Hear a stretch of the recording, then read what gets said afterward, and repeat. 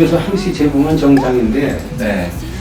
그 병원을 오면 조금 올라가요 제가. 아, 병원에서만? 네, 병원에 이상하게 몇 번 재봤는데 계속 높아요. 예, 그래요. 제가 받으면 깜짝 놀랄 정도인데 저렇게 170, 막 150 정도 되는데.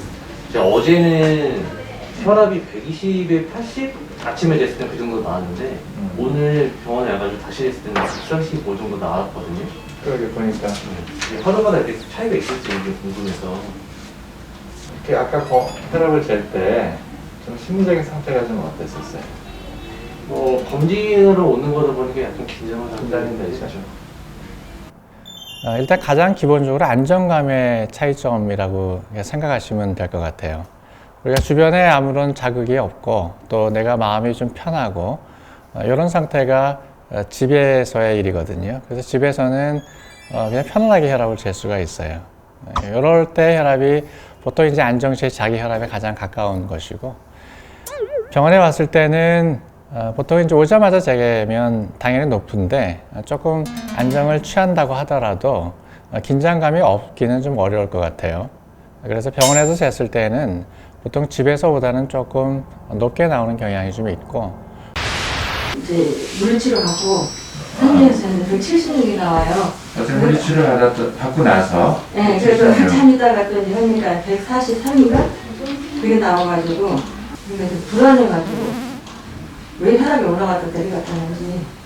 오늘은 138에 65고 어제 170이었고. 네. 이 목 디스크, 허리 디스크가 상관없는 거지, 혈압하고. 그러니까 혈압에 영향을 미칠 수 있는 요인들이 또 많이 있잖아요. 그것에 영향을 주는 것이 통증이거든요.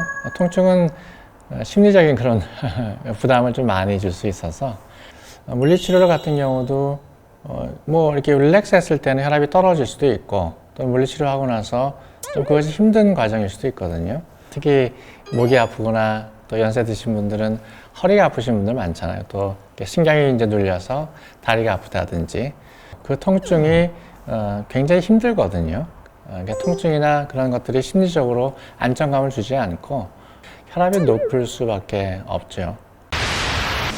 그런데 150하니까 저도 좀 의아해갖고, 이게 아침에 새벽에 일찍 일어나서 그런가요? 아니면은 간호사 선생님은 그렇게 얘기를 하시니까 뭐라고 그래? 새벽에 일어나서? 새벽에 일찍 일어나면은 혈압이 좀 오를 수가 있습니다 하면서 이렇게 말씀하니까 그나마 좀 안도를, 지지난주 이게 선생님 뵈러 이렇게 왔을 때 이게 155길래 야 이거에다가 이게 플러스 알파가 되면은 나는 그럼 어떡하나 이 생각에 내가 간혹 이제 새벽에 혈압이 높다라고 하시는 분들이 계신데, 새벽에는 혈압을 높인다 라고 하는 기준은 없을 것 같아요. 그건 개인적인 문제인 것 같고, 환자분은 이제 먼 곳에서 오셨거든요.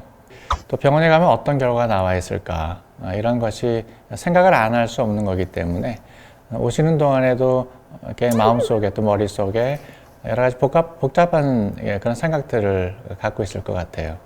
이런 상태에서 병원에 내원해서 혈압을 재면 높을 수가 있죠. 아침에 자고 일어날 때 공복에 밥을 먹으면 또 내려가요. 이상해. 배가 고파서 뭐 스트레스 받는 것도 아니고. 그래, 아침에 컨디션이 안 좋으신 거 일어났을 때? 예.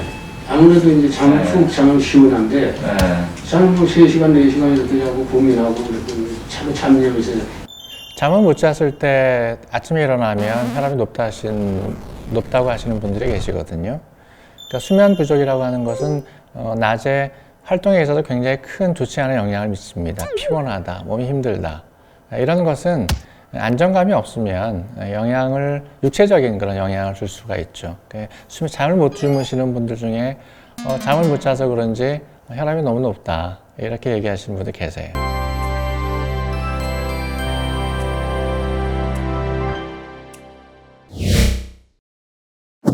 혈압이 올라갈 수 있는 상황은 심리적이든 육체적이든 뭔가 좀 힘들다라고 느껴지는 상황에서 올라갈 수 있거든요. 또 혈압은 기본적으로 유전적인 요인이 있거든요. 그러니까 체질적으로 또 마르신 분들도 혈압이 좀 있을 수가 있잖아요. 비만하지 않는데도 불구하고 이렇게 유전적인 요인이 있는 것이고, 그 다음에 2차적으로 후천적인 요인이 결국 좋지 않은 습관들, 가장 기본적으로는 좀 비만해지면 그럼 혈압은 자연적으로 이제 올라가죠. 그래서 선천적인 요인과 또 후천적인 요인에 의해서 만들어지는 그 혈관의 압력, 이것이 혈압이죠.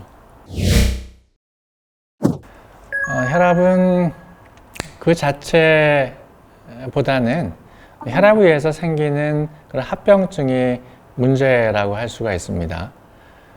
급성으로 생기는 것은 출혈이죠. 뇌출혈, 뇌혈관이 그 압력에 의해서 터지는 현상.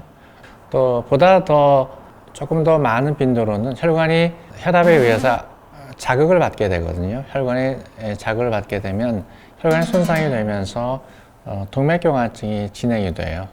그러면 최종적으로는 장기들이 좀 망가질 수가 있는 거죠. 그러니까 눈이 실명이 될 수가 있고, 또는 콩팥 기능이 떨어지면서 또 극단적으로는 투석을 해야 되는 그런 상황이 생길 수가 있는 거고, 또 동맥경화증이 좀 진행하면서 중요한 부분이 심장이나 뇌혈관이거든요. 그래서 뇌혈관과 심장혈관이 막혔을 때 그에 따르는 뇌경색, 협심증 또는 심근경색증, 이런 문제들이 혈압의 영향을 받는 것이고, 혈압이라고 하는 것은 결국은 이제 전체적인 패턴을 좀 봐야 돼요.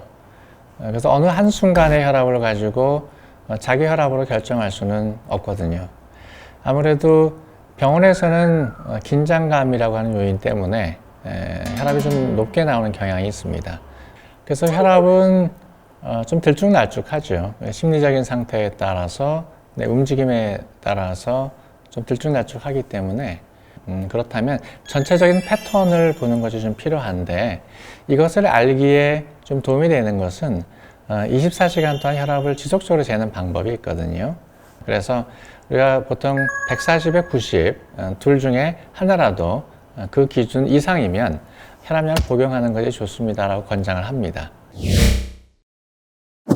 혈압을 조절하는 데 있어서 가장 중요한 것은 체중이 빠지게 하는 것, 즉 늘지 않게 하는 것, 이것이 좀 가장 중요한 부분이라고 생각을 합니다. 이것을 위해서 해야 될 것은 칼로리 조정이죠. 운동은 아무래도 체중을 늘고 줄이는 데 있어서 제한된 효과가 있기 때문에 칼로리 좀 제한하는 것, 이것이 중요하고, 또 운동을 병행하는 것, 이 부분이 혈압을 조절하는 데 있어서 본질적인 문제일 것 같고, 심리적인 것이 또 영향을 주기 때문에 항상 이렇게 즐겁게 사는 그런 습관들, 이게 쉬운 일은 아니지만 이렇게 심리적인 안정감을 유지하는 것은 또 매우 또 중요한 부분입니다.